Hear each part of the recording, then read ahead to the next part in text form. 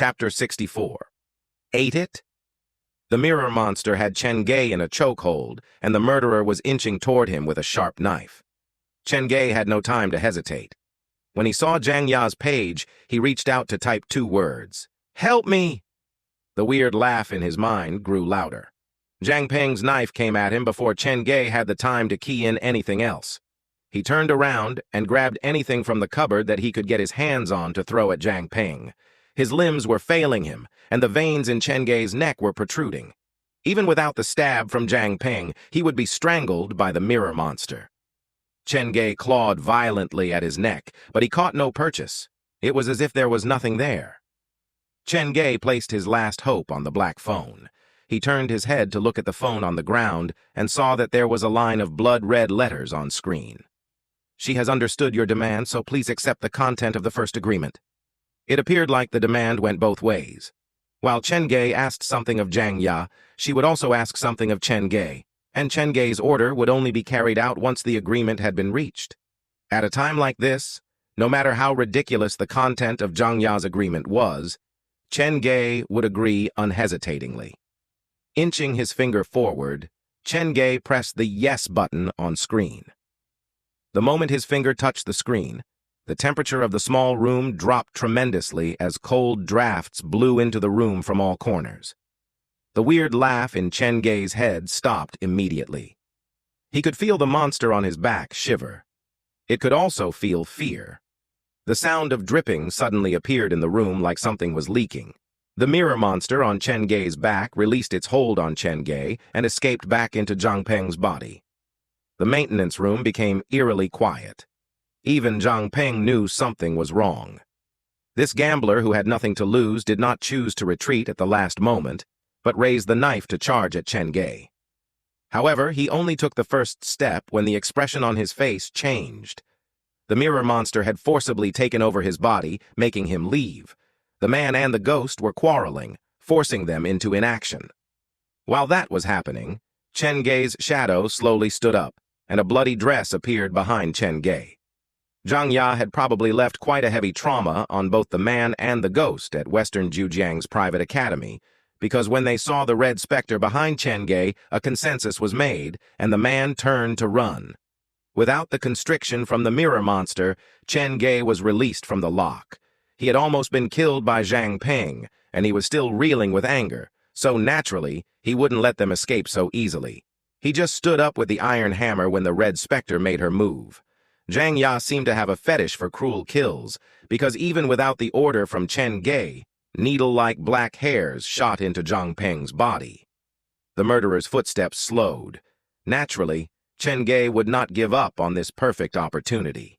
He swung the iron hammer on Jang shoulder. The impact caused the man to fall forward. Making use of this opportunity, Chen aimed yet another strike at Jang Pang's upper calf. An ear-splitting shriek escaped from the maintenance room. The mirror monster inside Jang Pang knew that the man was cornered, so it decided to abandon Jang Pang and flew toward the toilet.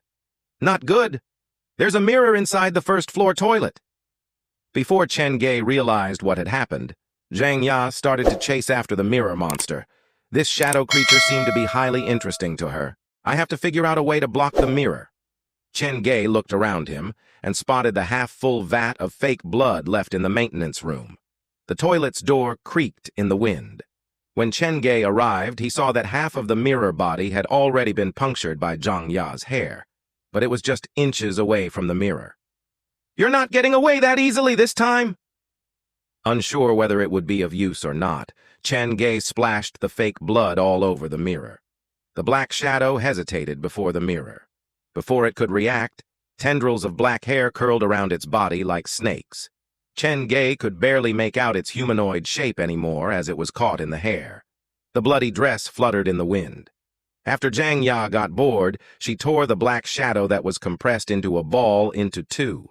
She swallowed half of it before tearing up the other half into pieces and gently blowing it into Chen face. Chen felt like something had entered his eyes, and his body shivered involuntarily from the sudden cold. What was that? Chen wanted to get an answer from Jang Ya, but after fulfilling her part of the agreement, this cruel red specter disappeared into his shadow. The toilet door was still squeaking on its hinges, but there was nothing left inside the toilet to suggest that the crazy things that Chen had just witnessed had truly happened. Just like that, Janga ate half of the mirror monster and blew the other half into my eyes. Chen looked at the mirror, and a sensation that felt like he was dreaming overwhelmed him. The mirror monster has been taken care of, so there shouldn't be a new number that surfaces on the mirror tomorrow night, right? Until now, he could not understand what the numbers meant, but he had a feeling they pointed to a huge secret.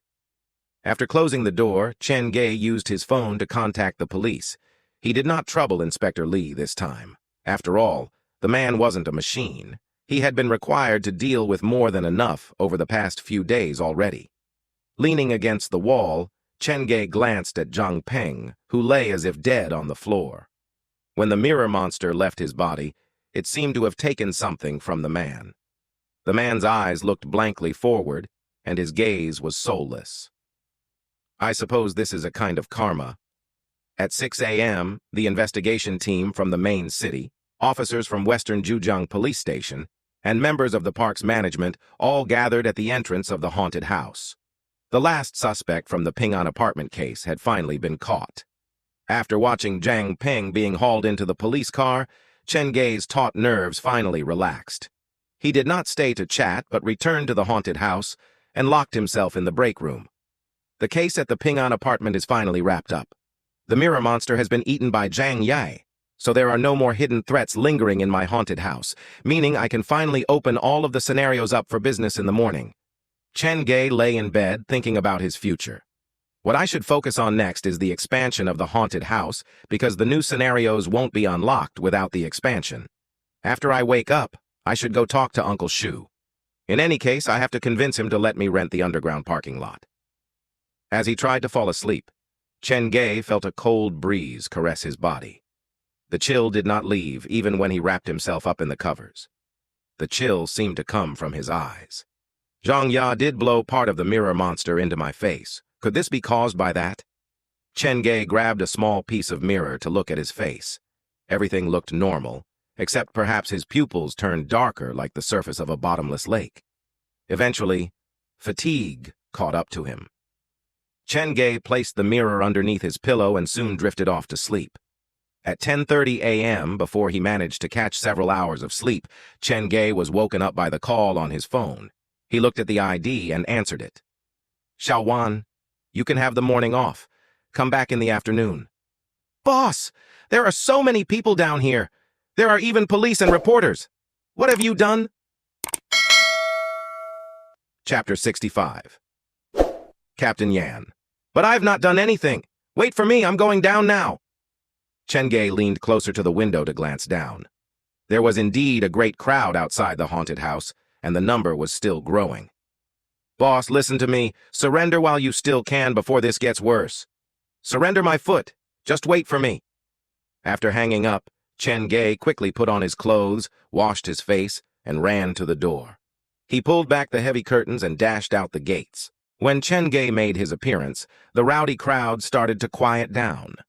The surrounding visitors looked at Chen with curiosity and more than a bit of disappointment in their eyes. Obviously, they had expected the person who was surrounded by the police to look less normal. This was the first time that Chen had felt so many eyes on him. He seemed to shrivel up in shyness, but he felt like he should say something. "Do any of you mind telling me what this is for?" "You are Chen?" The leading officer carried a box in his arms. He was slightly rotund, but his eyes were sharp and penetrating, which created a rather humorous contrast to his babyish face. "Yes." "Can I see your identification?" Chen searched for a long time before producing his identification card. All this while, he was silently studying the officer before him. The officer was wearing a uniform different from Inspector Lee and his men. "Okay. Thank you for your cooperation." The officer smiled. He waved at the reporters beside him, opened the box in his hand, and announced in an official tone, "For providing the murder case at Ping An Apartments with crucial evidence, Zhejiang Municipal Bureau for Public Security is awarding this Level 3 Public Security Medal of Honor to Chen Hopefully, Chen will appreciate this honor and continue to contribute to the maintenance and improvement of the public security of our society. This series of announcements confused Chen. Things were happening too quickly for him to handle. As the box was pushed into his hands, he looked at the shiny metal, and there was only one thought on his mind, which was only half awake. Where's the reward money? The slightly rotund officer stood beside Chen and paraded him to the wall of reporters. The whole process lasted for 15 minutes. After the crowd dispersed and the reporters left, Chen quietly sought out the rotund officer. "Sir, how may I refer to you?" "The name's Yan. You can call me Captain Yan. I was classmates with Western Zhujiang's old Li. In fact, he has told me many things about you." Captain Yan seemed to be a friendly character. His eyes that looked upon Chen were glowing the praise. "The way you handled the case at Ping An Apartments is impressive. When you were being chased by the killer, your reaction and observation skills surprised both me and old Li." After being fed the series of praises, Chen felt too embarrassed to jump to the topic of the reward money. "All I did was run crazily around the woods. The case wouldn't have been solved without the police. In fact, I would have been the killer's latest victim if not for all of you." After the trading of compliments, Captain Yan realized that Chen was still lingering shamelessly around the police car. He smiled to himself because it finally dawned on him why Chen was there. "Xiao Chen, you'll need to go to the main city's bureau personally to get the reward money. Due to the large scale of the case, it took a while for the reward to be approved, but you can go get it now. I hope you understand." Of course. After knowing where to get the reward money, Chen heart that hung in the air finally settled. "I came here today to thank you in person. Every unsolved case is like a boulder pressing on every police officer's heart, and it's something passed on from the senior to the junior. 4 years ago, I was also involved in this case. So thank you for solving this trouble in my heart." Captain Yan smiled sincerely. "By the way, the elder from Ping An Apartment also wished to speak to you. The elder is incapacitated, can no longer move his lower body, and has lost much of his capacity to talk. But his mind is still sharp. He knows it is you who saved him and solved the death of his family. He also wants to thank you in person." "I understand." For Chen the case was merely a mission dispensed by the black phone, but for the victims and their family, it was a meaningful closure. "You'd better visit him soon. The elder is currently in hospital. Perhaps it was the emotions that ran high, or perhaps the question that has been keeping him alive has been answered. In any case, he's not doing so well." After that, Captain Yan got into the car. "Okay, I'll visit him later in the afternoon." Looking at the special uniform that he wore, Chen felt this Captain Yan carried a greater responsibility than he let on. After the police car left, the park's workers surrounded Chen. "Boss, are you going to be on television again?" "Not bad. There's even a medal." After sending them off, Chen found Uncle Shu in the crowd and he dragged him to a corner to speak. "Uncle Shu, what's the update regarding the rental of the underground parking lot? The money will be coming soon." The mention of underground parking lot made Uncle Shu frown. "This is not the issue of budget. Xiao Chen, I cannot sit idle and watch you jump into your own grave. The visitor number of the park has been steadily dropping and everyone is trying to flee. Don't you understand that?" "I do understand that, and I know what I'm doing," Chen replied confidently. The haunted house might carry the key to the disappearance of his parents. Only by continuing to expand it would Chen have the chance and the ability to interact with the other world. Still so stubborn. Uncle Shu tried to persuade Chen for a long time, but it was to no avail. In the end, he could only sigh. "Come with me, then. Due to the appearance of the police, Mr. Luo is also with us. You might as well talk to him in person." "Director Luo is here?" Chen had heard his parents mention this actual owner of New Century Park many times already. "What do you think? The police set up a security perimeter around the park. Did you think they would not inform the management? To provide full cooperation, Director Luo has been staying at the park for the past few days." Uncle Shu led Chen to a building on the northern side of the park. This was the second tallest structure in the park, behind the Ferris wheel. "When you meet Director Luo later, remember to watch what you say. The less you say, the less likely you'll make a mistake, you understand?" Chen Gay followed Uncle Shu into the elevator that led them up to the top floor. They stopped before the door of an office. The door wasn't locked. Uncle Shu knocked on it, and very soon, a man in his 50s came out from it. The man was of average height, and his hair was half white.